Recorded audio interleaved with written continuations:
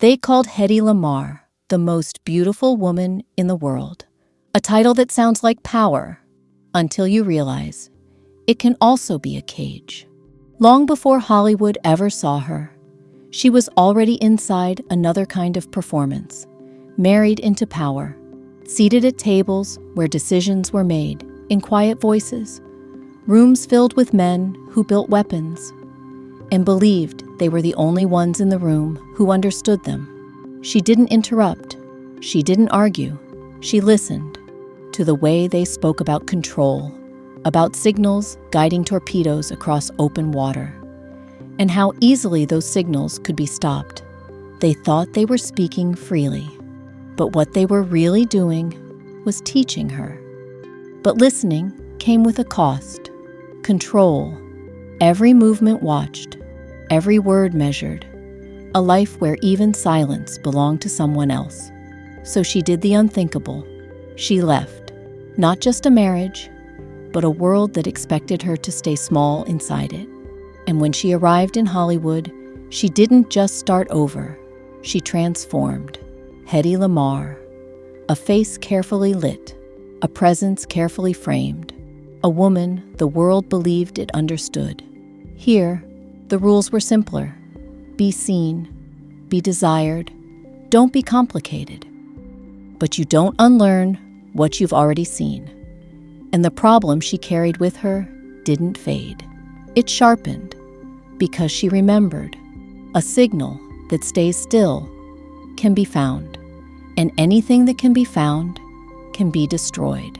So she began to imagine something different, not stronger, smarter, a signal that could move, shift, refuse to be pinned down.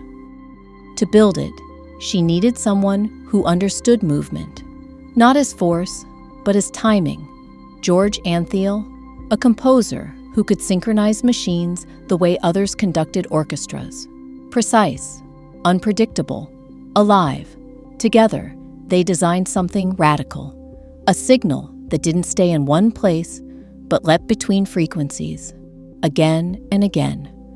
Like a melody no one could hold on to, not just communication, but concealment.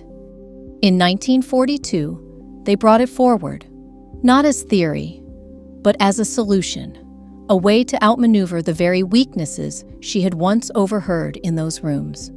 But power doesn't always recognize intelligence, especially when it arrives in a form it has already decided to underestimate. They didn't see the years she spent listening. They didn't see the pattern she had uncovered. They saw what they expected to see. And then they told her she could be more useful, being exactly what they already believed she was. So the invention was set aside, not because it failed, but because it challenged who they believed could succeed. And for a time, it seemed like that was the end of it, that the idea would disappear, the same way her voice had. But ideas like that don't disappear. They wait, quietly, until the world changes enough to understand them. And when it finally did, her idea was everywhere, invisible, essential, holding the modern world together. Wi-Fi, Bluetooth, GPS, all echo something she built, from fragments of conversations she was never meant to hear. Then, decades later, the recognition finally came. In 1997, the Electronic Frontier Foundation honored her with the Pioneer Award, recognizing the foundation she had laid for modern communication. By then, the patent had long expired. The world had already moved forward, but her name finally caught up to her idea, because history doesn't always erase people. Sometimes, it simply takes too long to say their names. This is her story through time.